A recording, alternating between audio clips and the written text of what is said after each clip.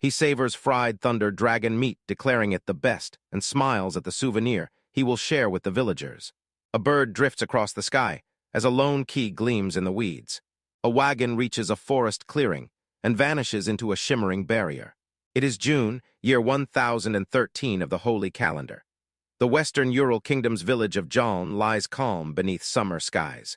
Children race past grazing sheep under a windmill. Villagers draw water at the well. An elder stretches and yawns. Kakyu calls to Gramps sitting hungry. He jests about an entrance fee. Gramps refuses. Kakyu insists he belongs in the village. He smirks, likening rules to promises he always keeps. Sizzling skewers steam as everyone digs in with wild, hungry fervor. Kakyu declares tonight is treat and urges all to feast. Friends raise mugs, praising the delicious spread and his generosity. He offers mountains of high-quality meat. Asked its origin, he names Thunder Dragon. The crowd cries liar. He swears he hunted it. She silences them, swearing her Kakyu never lies as he pleads to Alma amid his father's refusal, while others mock their slanted eyes and odd hair. Cheering friends pin Arnaud down as a hostess lifts her mug urging Jewies, praising his wealth and calling him a perfect catch.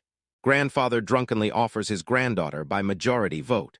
Revelers protest the absurd deal as he demands their consent. A lone figure watches the tavern's merry crowd as he smirks. The tavern keeper asks Kakyu to stay. She thanks him and cheers.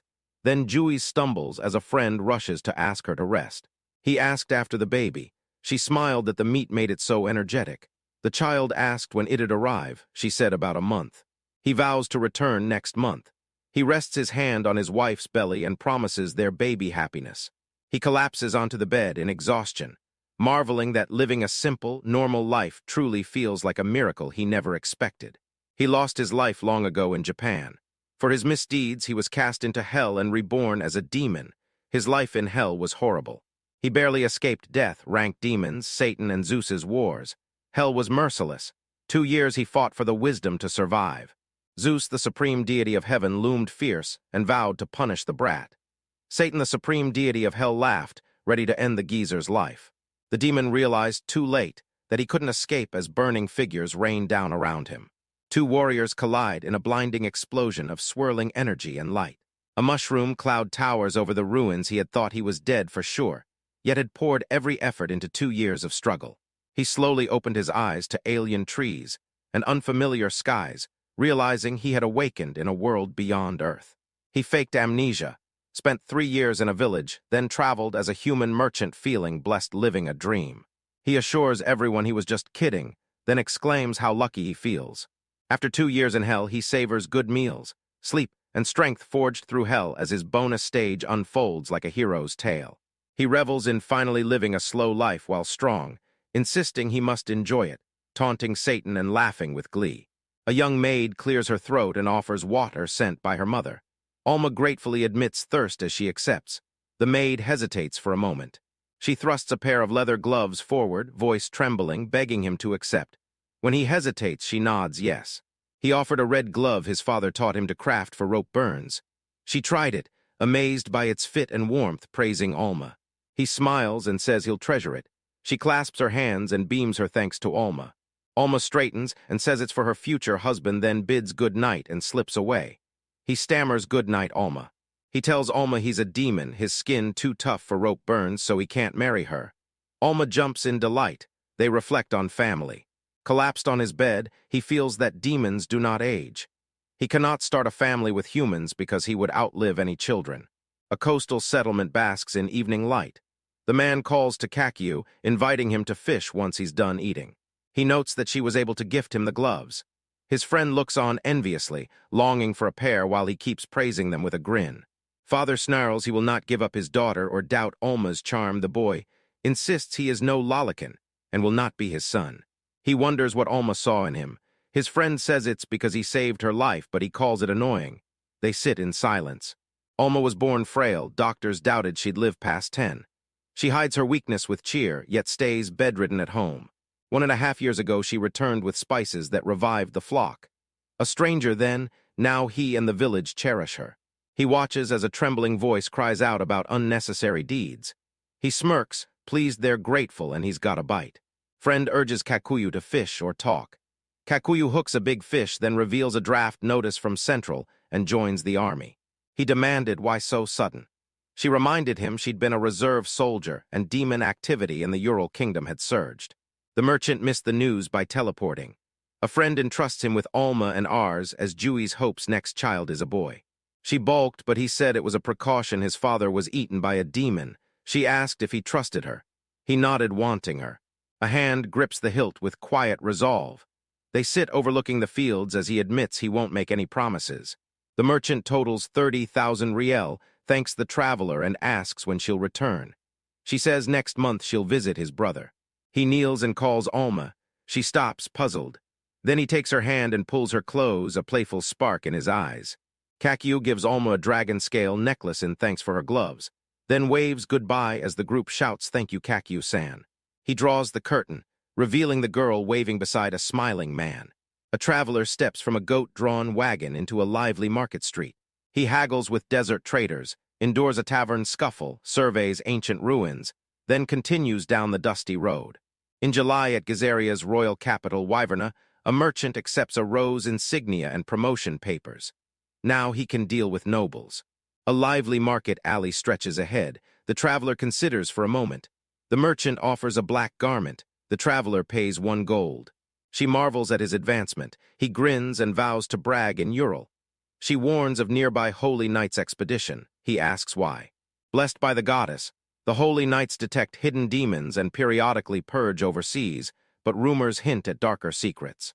He realized they preyed on people who couldn't detect demons, framing villagers and stealing from them. She reminds him to be careful on his way home. He pauses with a puzzled glance. "Mana purge," he whispers, and his hand glows.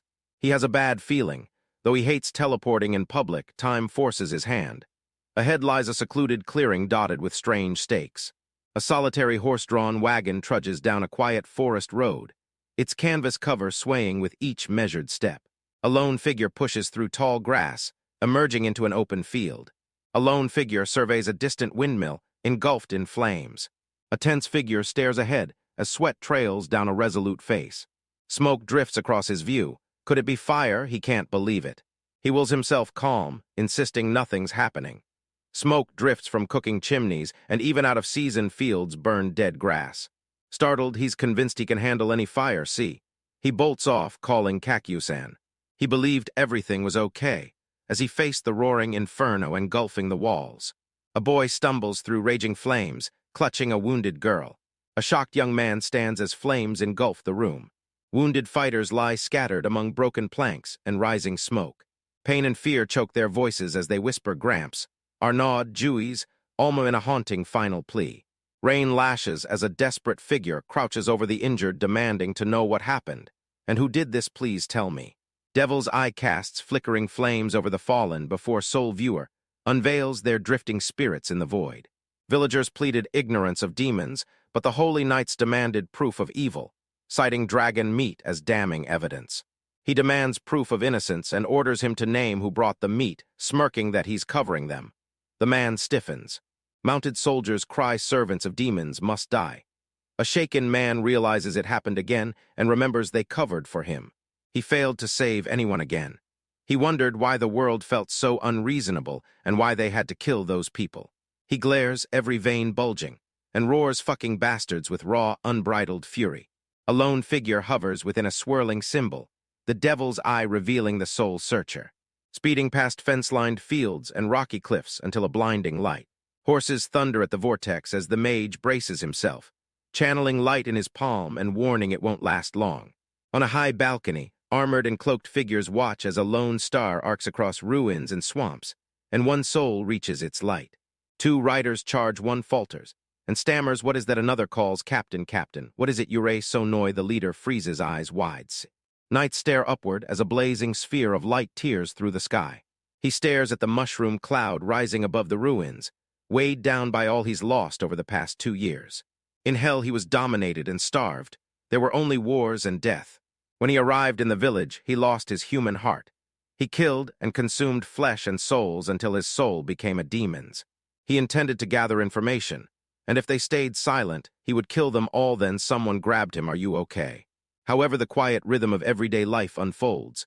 planting, harvesting, sharing meals, and caring for livestock under an open sky. After 2 years, it felt like a comfortable place. She laughed beyond mockery, tasted good food, and held a warm, irreplaceable hand. She challenges Satan Sama, accusing him of taking even her peace of mind, then swears she no longer cares and will lose it all. A monstrous winged silhouette traps her against its chest. Its chilling command reverberates, destroy everything. No, that's Hey Kakyu, do you remember what you are? I am. A towering demon looms over the fallen warrior and roars with chilling pride, proclaiming itself a demon. She grips his hand, voice shaking, tears in her eyes, she whispers, Alma. He knew it was wrong, but he couldn't stop himself. This was his true nature.